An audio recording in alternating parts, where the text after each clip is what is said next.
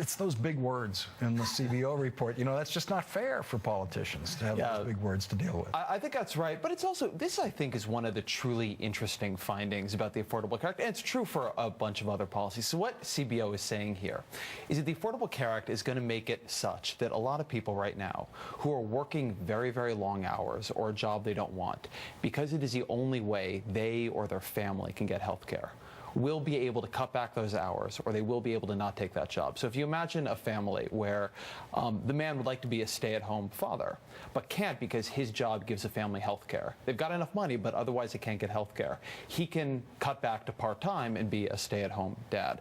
Now, I think in any normal world, we would say that's great. People have the freedom to choose a path that is best for them and their family.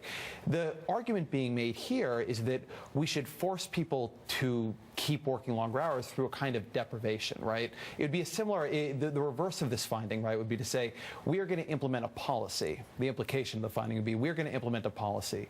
We take $10,000 out of the bank account of every American. And now they can't feed their families anymore. They work longer hours. Yeah. And that's, if you think that would be great for the country, then you would be very worried about this report for health care.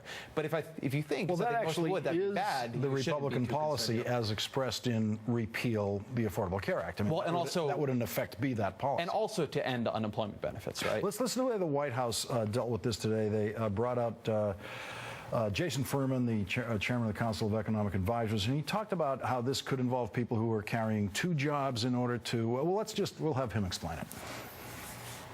Just a small picky thing. It doesn't say losing jobs. It says FTEs, so to some degree this might be somebody who used to work 60 hours because they needed health insurance and that was the only job that offered it, and now they can get a different job at 35 hours that doesn't offer health insurance, but they're getting it through this. Maybe a spouse who wanted to be part-time so they could spend more time with their family now is able to do that. Somebody else who wanted to start a business and become an entrepreneur and was terrified of doing it because they'd lose their health insurance is now able to do that too and switch and take a chance on creating jobs and growing the overall economy. I know so many examples personally that fit into that, holding on to this job just for the health insurance. This is a huge issue, and it's a huge reason that it is hard to start a business oftentimes in America. If your kid needs braces and you're in a corporate job where you have great dental, you can't go out on the individual market and just hope that your family's going to be fine.